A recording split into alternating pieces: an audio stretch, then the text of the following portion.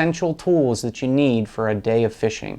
So anybody will go out and make sure they have their rod, their reel, and their box of flies. But what else do you need?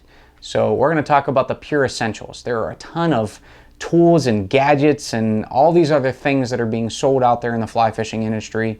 But in my opinion, these are the things that you absolutely need whenever you have a day on the water. Outside of what I said, your rod, your reel, and your flies that you're going to have. So let's start at the very beginning. Always a great place to start. No matter how long you're out on the water, we always have that last cast, and that last cast could truly be a last cast. We all know it's a lie, but it could be in another 2 hours. So make sure you're prepared with some water and even a couple snacks. I always carry that around with me, even if I think I'm only fishing for an hour or two. You just want to be prepared, and you don't want to,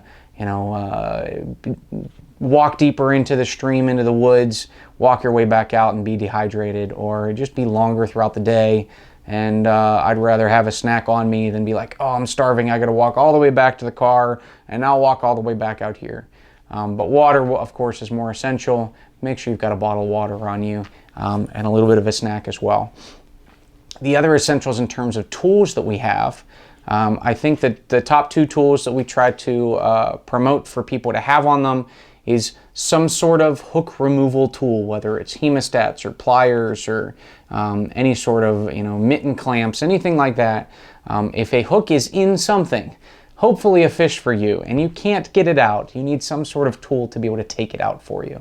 So whether it's stuck in your vest from a bad cast, in a fish, or hopefully not yourself, you've got to have some sort of tool to be able to do that. Something with a little bit of length to it also is key, so that if a fish does happen to swallow a fly a little bit deep, you've got a little bit of length on your tool to be able to take it out. I like ones that have some sort of lock on them. So these ones, you can click them in and they will actually lock. They've got a couple different strengths on the lock there, because there's times that you don't want to have to contort your hand and yank it out at the same time. I've got it stuck in my vest, or stuck in your net because you're working 2 flies. So having something that locks.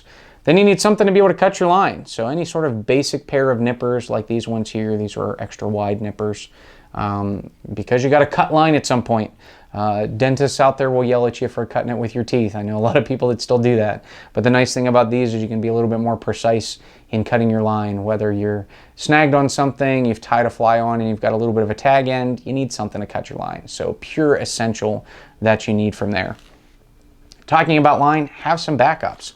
Have a couple extra leaders on you. Make sure you've got tippet to match up with the size that you want to be fishing throughout the day. So 2, 3, 4 different sizes are great.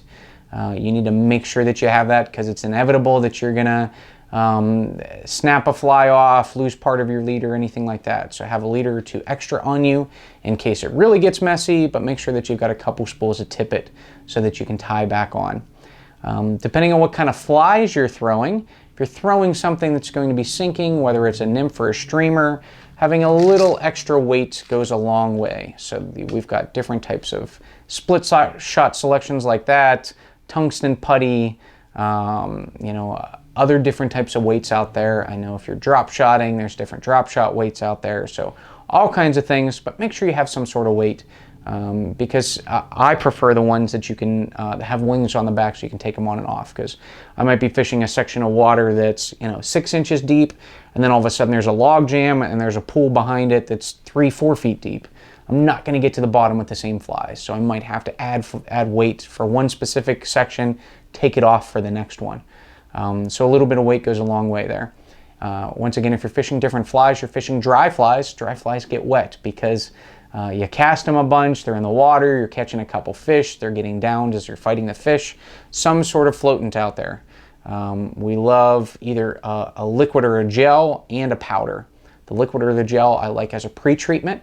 So when you first tie your dry on, you're going to treat the fly with a liquid or a gel, and even take some on your fingers and put it on the first couple inches of your leader itself or your entire leader. When I'm fishing furled leaders, I like to treat the entire leader. And then once you've fished it a while, hopefully caught some fish, now your dry fly is sinking, there's 2 solutions. Tie on a new one or use some sort of powder here.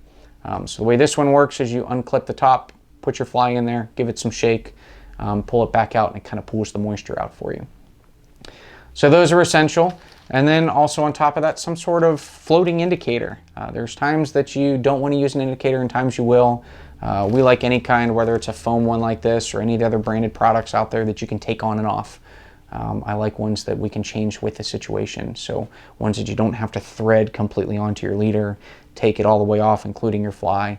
I like some that you can add or subtract depending on the fishing situation.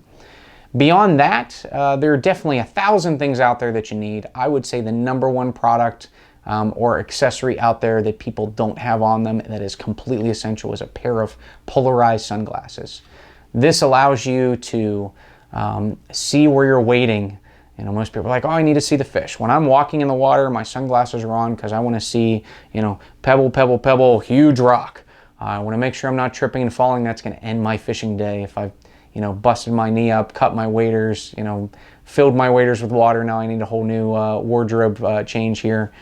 Polarized sunglasses are huge for that, but also sighting fish. If you're sighting fish, whether you're nymphing, throwing streamers or dry flies, a lot of times I'm standing on the bank watching before I ever cast in a new section of water. So that'll take the glare down on the water is what the polarization does for you. Allows you to sight fish, sight structure that fish might be around.